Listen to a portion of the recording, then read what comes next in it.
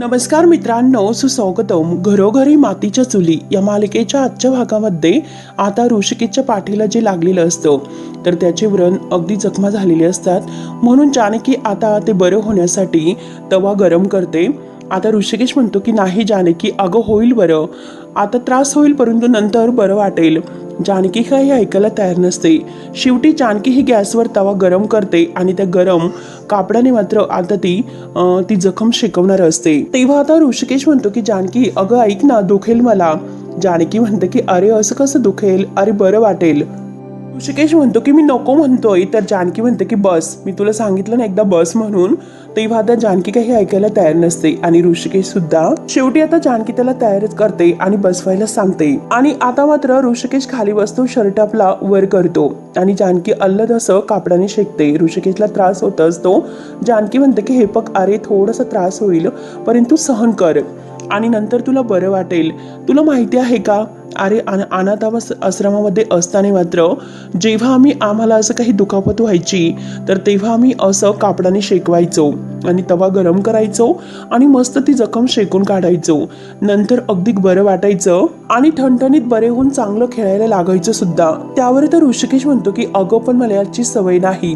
ऋषिकेश तिचं बोलणं ऐकत असतो आणि आता दोघेही गप्पा करत असतात. तेव्हा आता जानकी त्याला समजावते की हे बघ, अरे प्रत्येक गोष्टीची तुला हळूहळू सवय होईलच. असं करता करता ती प्रत्येक ठिकाणी आता पाठ शेकवते आणि आता ऋषिकेशला छान वाटत असतं, एकदम असं बरं झाल्यासारखं. आता मात्र त्यानंतर आता इकडे मकरंद मात्र जानकीसाठी त्याने हार आणलेला आहे सोन्याचा. तर तो मात्र ज्वेलरी ती ऐश्वर्याला दाखवतो. ऐश्वर्या म्हणते की खरंच ग्रेट, खूपच छान. आणि हे बघ मकरंद, अरे तुझा जी गर्लफ्रेंड आहे ना तिच्या बाबतीतला जो चॉईस आहे तो मला अजूनपर्यंत नाही कळलेला, परंतु ज्वेलरीच्या बाबतीतला चॉईस तुझा एकदम परफेक्ट आहे. काय सांगू, खरंच खूपच छान ज्वेलरी आहे.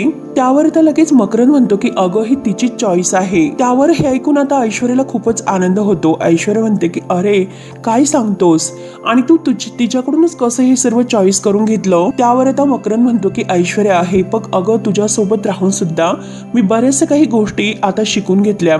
म्हणजे आपल्या क्लायंटला चॉईस केलेले डिझाईन हवे आहेत असे मी आता जानकीला सांगितले आणि मुद्दाम तिच्याकडून हे सर्व काढून घेतले आणि नक्की तिची चॉईस काय आहे ही समजून घेतली आणि त्यानंतर हे सर्व काही अगदी बनवून घेतले. त्यावर तर हे ऐकून ऐश्वर्या म्हणते की वा, खरंच हे जमते तुला. आणि मला एक गोष्ट सांग, हे गिफ्ट तू तिला कधी देणार आहेस. आता मकरंद म्हणतो की उद्या तिचा वाढदिवस आहे. हे ऐकल्यानंतर ऐश्वर्या म्हणते की काय सांगतोस, उद्याच तिचा वाढदिवस आहे. बघ अरे आपण निमित्त तर शोधत होतो आणि निमित्त तर तुझ्याकडे चालूनच आले आणि हे बघ युनिव्हर्स मात्र सगळं काही ऐकतं बरं का. त्यावर आता लगेच मकरंद म्हणतो की हे गिफ्ट मी तिला देणार आणि माझ्या मनातील सगळं काही तिला सांगणार. त्यावर तर ऐश्वर्या म्हणते की व्हेरी गुड. आणि हे बघ मला माहिती आहे की तू तिला हे सरप्राईज देणार तर आहेच, पण असं मुळमुळीत सरप्राईज तू काही तिला देऊ नकोस. असं सरप्राईज दे तिला की आयुष्यभर ते सरप्राईज कधीही विसरणार नाही, असं सरप्राईज दे. त्यावर आता मकरंद विचारतो की पण कसं.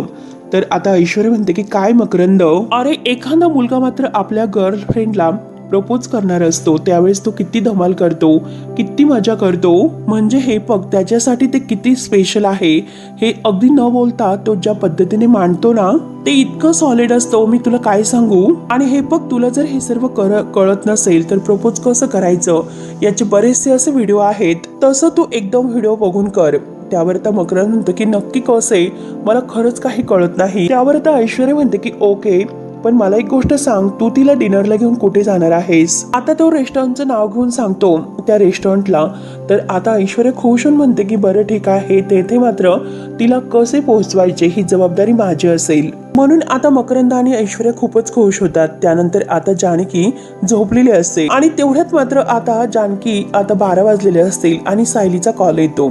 जानकीला जाग येते. जानकी आता सायलीचा फोन घेते आणि म्हणते की सायली, मला माहिती आहे की दरवर्षीप्रमाणे तू अगदी 12 वाजता मला विश करायला फोन करायला काही विसरणार नाहीस.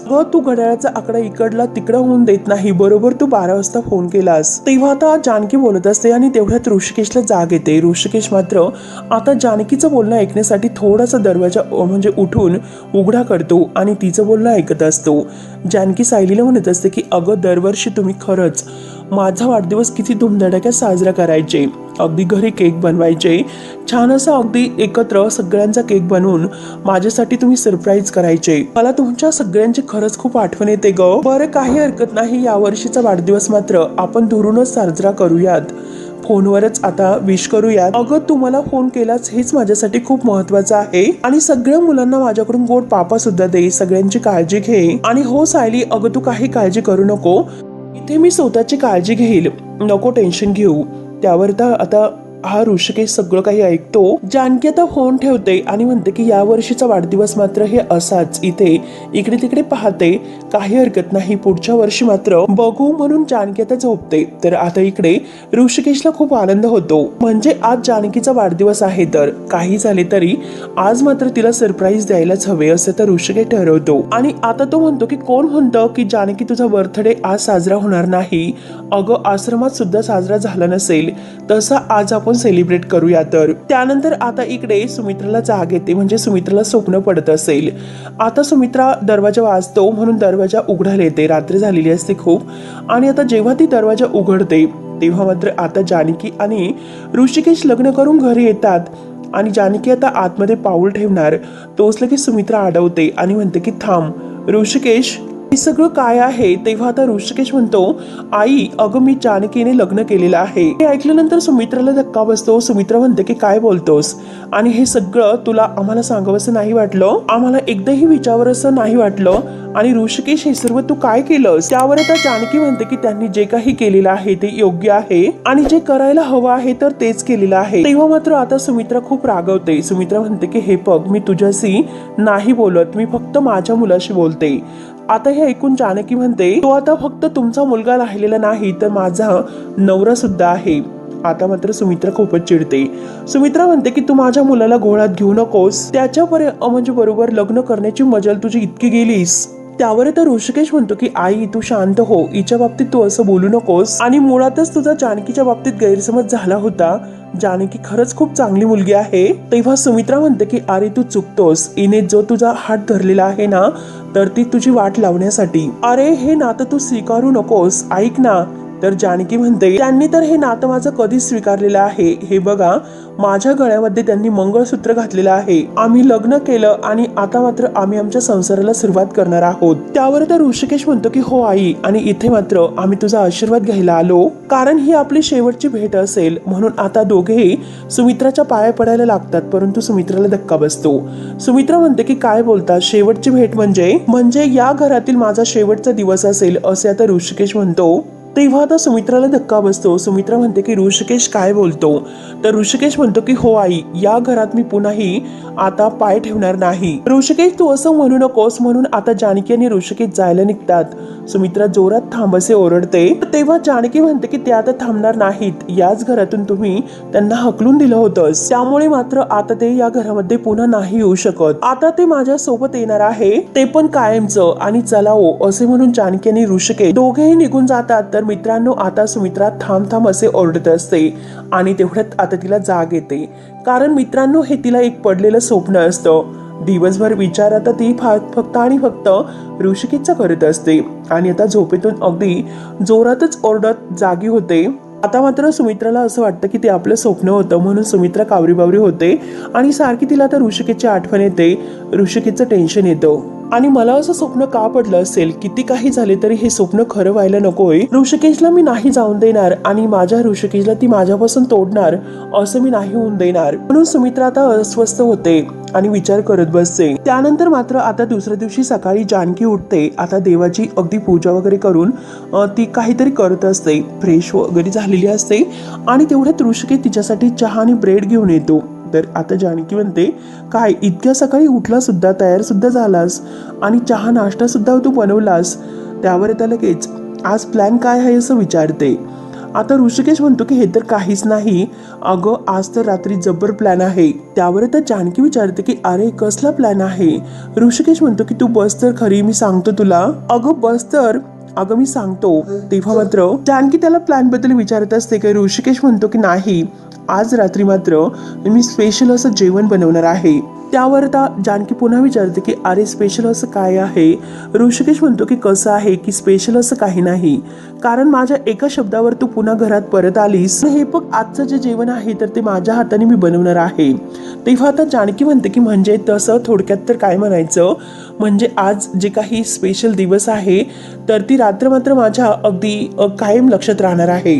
त्यावर तर ऋषिकेश म्हणतो की अगं पण त्यासाठी तुला घरी परत लवकर यावं लागेल. तेव्हा आता जानकी विचारते की ऋषिकेश अरे तुला आज मात्र जेवणाचा बेत करण्याची काय गरज आहे बरं. तेव्हा आता ऋषिकेश म्हणतो की का, म्हणजे मी बनवलेलं जेवण खाणं हे तुला रिस्की वाटतं का. तेव्हा आता जानकी म्हणते की अरे तसं नाही, पण काल रात्री तू इतकी ओझी वाहिलीस, अरे तुला इतका त्रास झाला म्हणून मी तुला म्हटलं की तू आराम करायचा, आणि खरं तर आज ब्रेकफास्ट करण्याची सुद्धा काही गरज नव्हती. तेव्हा आता ऋषिकेश म्हणतो की असं कसं, जे ठरलेलं आहे ते करायलाच हवं, तर आपले नियम नाही का मोडणार. तेव्हा आता जानकी डोक्याला हात लावते आणि म्हणते ऋषिकेश काय रे, अरे सारखे नियम लावलेस, नियम मात्र कधीतरी मोडला तर चालतो आणि माणसापेक्षा नियम काही मोठा नसतो. मात्र मला काही लागले असते तर तू मला असं काही काम करून दिले असते का. तेव्हा आता ऋषिकेशला हसू येतं आणि तो जानकीकडे पाहतो आणि पुन्हा हसायचं लगेच बंद होतो. ऋषिकेश म्हणतो की मी तुला खरंच काही काम करून दिलं नसतं. तर आता जानकी म्हणते की नाही ना, मग चल तसंच आता मी सुद्धा तुला काही काम करून देणार नाही, तू सुद्धा कोणतंही काम करू नकोस, प्लॅन वगैरे करायचं नाही. मी तुला सांगितलं की तो डॉक्टरांकडे जाऊ नये, जा बरं लवकर डॉक्टरांकडे. तेव्हा आता ऋषिकेश म्हणतो की जानकी अगं हे बघ मी आता ठीक आहे, बरं वाटतं मला, अगं मला काही झालेलं नाही, कारण काल रात्री तू जेव्हा माझी पाठ शेकून दिलीस तर माझं दुखणं मात्र कुठच्या कुठे पळून गेलं. तेव्हा आता जानकीला हसायला येतं. जानकी म्हणते की अरे कसलं खोटं बोलतोस, एका दुखणं म्हणजे एका दिवसात मात्र दुखणं कुठे पळून जात असतं का. आणि हे बघ ऋषिकेश तुला आरामाची गरज आहे त्यामुळे तू आराम कर. तेव्हा आता ऋषिकेश म्हणतो की नाही जानकी अगं मी तुला खरं सांगतो, खरंच मला बरं वाटतं, उलट आज मात्र माझ्याकडे जास्त उत्साह आहे. आता जानकी म्हणते की काय बोलतोस उत्साह. आता जानकीचं चहा वगैरे घेऊन झाल्यानंतर तो प्लेट वगैरे उचलतो आणि ते किचनवर ठेवायला जात असतो. जानकी विचारते की काय रे आज असं काय आहे की तुला इतका उत्साह झालेला आहे, त्याचं कारण काय. त्यावर तर ऋषिकेश म्हणतो की तू, आणि परत तो जानकी जवळ येतो आणि म्हणतो हे बघ अगं काल रात्री तू मला बरं वाटावं म्हणून माझी पाठ शेकून दिलीस, म्हणजे आता तुला बरं वाटावं म्हणून मी रात्री तुला जेवण बनवेल तुझ्यासाठी खास, त्यामुळे आज रात्रीचा प्लॅन हा माझ्याकडे आहे, तू कोणतीही आर्ग्युमेंट करायची नाही. तेव्हा आता जानकी म्हणते की अरे जर तुला त्रास होणार असेल तर कशाला तू हे सर्व करतोस. ऋषिकेश म्हणतो की नाही आज रात्री मला कोणताही त्रास काही करताना नाही होणार, तू फक्त रात्री येताना लवकर घरी ये. आता जानकी म्हणते की हो येते. ऋषिकेश म्हणतो की प्रॉमिस दे मला की आज रात्री तू लवकर घरी येशील. जानकी आता त्याच्या हातामध्ये हात देऊन प्रॉमिस देते. ऋषिकेश खूप खुश होतो. त्यानंतर आता इकडे मकरंदची पूर्णपणे आता सर्व स्टाफला सांगण्याची तयारी सुरू असते. तो सर्व स्टाफला सांगत असतो की हे बघा ऐकून घ्या मी तुम्हाला काय म्हणतो, जे काही सांगतो ते अगदी लक्षपूर्वक ऐका. आणि हे बघा जानकीचा आज वाढदिवस आहे ही गोष्ट तर आपल्याला माहितीच आहे, परंतु हे सर्व तिला काही कळायला नकोय. तो सरप्राईज प्लॅन केलेला आहे तर आपण तिला सरप्राईजच द्यायचं, तिला कोणतीही गोष्ट कळायला नकोय. तेव्हा आता लगेच आता स्टाफ मधील एक मुलगी म्हणते की सर तुम्हाला एक गोष्ट विचारू का. तेव्हा मकरंद म्हणतो की हो ठीक आहे विचार. तेव्हा ती मुलगी विचारते की हे बघा सर जानकीच्या वाढदिवसाचा प्लॅनिंग करण्यासाठी आणि तिला सरप्राईज देण्यासाठी आज मात्र तुम्ही आम्हाला लवकर बोलावलेलं आहेत का. त्यावर आता मकरंद म्हणतो की हो एक्झॅक्टली, कारण आता आपल्या कंपनीमध्ये नवीन ती जॉईन झाली आणि एक स्टाफ मेंबर म्हणून आणि नवीन स्टाफ म्हणून तुम्ही तिला काहीतरी आणि खास काही ट्रीटमेंट म्हणून, आणि म्हणजे ती आपली जबाबदारी आहे ना नवीन स्टाफला काहीतरी खास सरप्राईज द्यायची. त्यावर तर रश्मी विचारते की पण या अगोदर मात्र असं कधीही घडलेले नाही कोणत्याही स्टाफच्या बाबतीत, तुम्ही इतकी छान अशी सरप्राईज प्लॅनिंग वगैरे काही केलेले नाही. परंतु जानकी मात्र खरंच लकी आहे बरं का, कारण स्वतः तुम्ही सर तिच्यासाठी इतकं सर्व काही करतात. तेव्हा आता लगेच हा मकरंद मुद्दाम विषय बदलतो आणि म्हणतो हे बघ रश्मी, कारण जानकी मात्र ही कंपनी जेव्हापासून तिने जॉईन केली तेव्हापासून आपल्याला खूप फायदा झालेला आहे, तिचं परफॉर्मन्स खूप छान आहे. आणि हे बघा हे सेलिब्रेशन हे तिच्यासाठी आता कंपनीकडून काहीतरी खास दिलं असेल. आणि तुम्ही सुद्धा एक गोष्ट सांगतो की की खास काम मन लावून करा, मी तुमचं सुद्धा सेलिब्रेशन असंच करेल, मी तुम्हाला शब्द देतो त्यापेक्षाही मोठ्या पद्धतीने तुमचं सेलिब्रेशन करेल. ओके. आता बरोबर तो सगळ्या स्टाफला खुश करतो आणि हे बघा कोणीही तिला कळून द्यायचं नाही. आणि तेवढ्यात जानकी येते. जानकी सर्वांना गुड मॉर्निंग करते. आता मकरंद तिच्याकडे पाहतो. मकरंद लगेच आता तिला गुड मॉर्निंग आणि ए जानकी असं म्हणतो. तेव्हा आता जानकी सगळ्यांकडे पाहते आणि विचारते की काय आज मीटिंग वगैरे आहे की काय, आणि मला येण्यासाठी उशीर झाला की काय. आणि जानकी आता मकरंदला सॉरी बोलते, खरंच मला माहिती नव्हतं की आज मीटिंग आहे म्हणून. मकरंद म्हणतो की नो टेन्शन, कारण असे झाले की आले या लोकांनी मात्र मला सरप्राईज केलं. आता तेव्हा जानकी विचारते की सरप्राईज, ऍक्च्युली मला तर असं वाटलं की तुम्ही सगळेजण एकत्र आहात, मग नक्की काहीतरी मीटिंग वगैरे सुरू आहे की काय.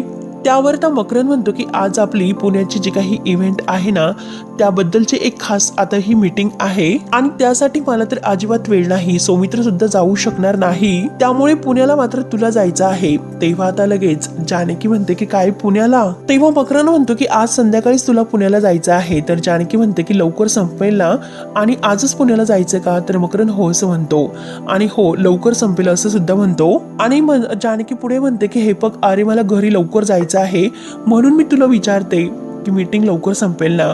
तेव्हा आता मकरंद म्हणतो की हो डोंट वरी, मीटिंग लवकर संपेल आणि लवकर तू फ्री होशील, डन. तेव्हा जानकी म्हणते की ओके डन.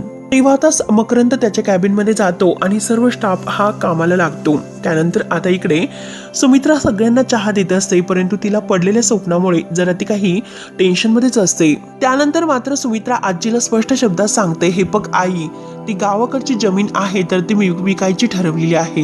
हे ऐकल्यानंतर आता आईला आणि सौमित्रा आणि सारंग या सगळ्यांना धक्का बसलेला असतो. आईने इतक्या घाईने निर्णय का घेतला असेल तर आजी म्हणते की हे बघ सुमित्रा, अगं तेवढे एकच जमीन तुझ्या नावावर आहे, सुमित्रा ती जमीन तू कशाला विकतेस. तेव्हा आता सुमित्रा रडत असते. सुमित्रा म्हणते की अगं तू असं का करतेस, माझा ऋषिकेश तिकडे एवढे कष्ट करतो, ओझी उचलतो आणि ते मला नाही बघवत, त्यामुळे आता हे पैसे आहेत ना जमीन विकलेले ते पैसे मी नानासाहेबांना देईल आणि माझ्या ऋषिकेशला मी घरी घेऊन येईल. तेव्हा आता आजी लगेच सौमित्रा आणि सारंगला म्हणते की ऐकतात ना तुम्ही दोघ जण, अरे ही काय करते की तुमच्या तोंडचा घास काढून घेते. त्यावर तर सुमित्रा रागाने आजीला म्हणते की आई उगाच तू असं काही त्यांच्या मनामध्ये भरू नकोस. आणि हे बघ मी जमीन विकणं आणि न विकणं हे दोघं मला काही सांगणार आहेत का. जमीन विकण्यासाठी जे कागदपत्र आहे तर ते या घरचा वकील म्हणजे सौमित्रच मला करून देईल. आणि काय सौमित्र देशील ना तुम्हाला करून. तेव्हा आता सौमित्र म्हणतो आई तुझं हे सर्व काय चाललं. आई हे बघ अगं तू का असं करतेस, मला एक गोष्ट सांग बरं, दादा घर सोडून का गेला. तो स्वतःला सिद्ध करण्यासाठीच गेलेला आहे ना. आणि हे बघ अगं तो स्वतः इतके कष्ट करतो, मेहनत करतो आणि मग तू इतके ते जमीन विकलेले पैसे जर नानांना दिले तर त्याला हे सर्व आवडणार आहे का. त्यावर तर सुमित्रा रडतच म्हणते की नाही आवडलं तरी चालेल, परंतु तो मात्र जे काही ओझी उचलतो ते मला खरंच नाही बघवत. अरे ते मला सहनच होत नाही. आणि तुम्ही सुद्धा त्याचे भावंड आहात ना, मग तुम्ही त्याच्यासाठी काय करतात बरं, काहीच नाही. त्यावर तर सारंग म्हणतो की आई तू असं म्हणू नकोस, अगं तू का असं बोलतेस. मी आणि सौमित्र दादा आम्ही दोघांनी मात्र त्याला समजवण्याचा खूप प्रयत्न केला ऋषिकेश दादाला, परंतु ऋषिकेश दादा आमचं काही ऐकून घेत नाही. मग तू सांग की आम्ही काय करणार आहोत बरं. त्यावर तर रडतच सुमित्रा म्हणते की अरे तो तुमचं सुद्धा ऐकत नाही आणि माझं सुद्धा काही ऐकून घेत नाही. आणि अरे दिवशी मात्र मी त्याला ओझी उचलताना पाहिलं तर त्या दिवशी खरंच मला खूप वाईट वाटलं. नक्की काय करू मला काही कळेनासे झाले. अरे त्याच्या पाठीत खूप दुखत होते आणि त्याची उसण भरली होती, पण त्याने ते कबूल नाही केलं. आणि त्याच वेळेस मी तेथे धावून गेले होते. मी त्याला विचारलं परंतु तो कबूल नाही झाला. मी त्याच्या हातापाया पडून अरे घरी चल असे म्हणत होते, परंतु तो नाही म्हटला. नानासाहेबांना वचन दिलेलं आहे असेच तो म्हटला, जोपर्यंत मी हे पूर्ण करत नाही तोपर्यंत मी घरी नाही येणार, असे जे काही तो म्हणलेला आहे ते सर्व आता सुमित्रा ह्या दोघांना आणि आजीला सांगत असते. त्यावर आता आजी म्हणते की अगं हे बघ जर त्याला तुझं ऐकायचंच नसेल मग तू कशाला डोकं फोड करत असते. अगं मग जाऊन दे, कशाला तू त्याचा विचार करतेस. तेव्हा लगेच आता सुमित्रा म्हणते की अगं आई हे बघ तो मुलगा आहे माझा, मी त्याला असं वारेवर नाही सोडू शकत. आणि त्यात म्हणजे तो त्या भांडखोर मुलीसोबत राहतो. आणि तुम्हाला माहिती आहे का मला एक खूप वाईट भयंकर स्वप्न पडलं.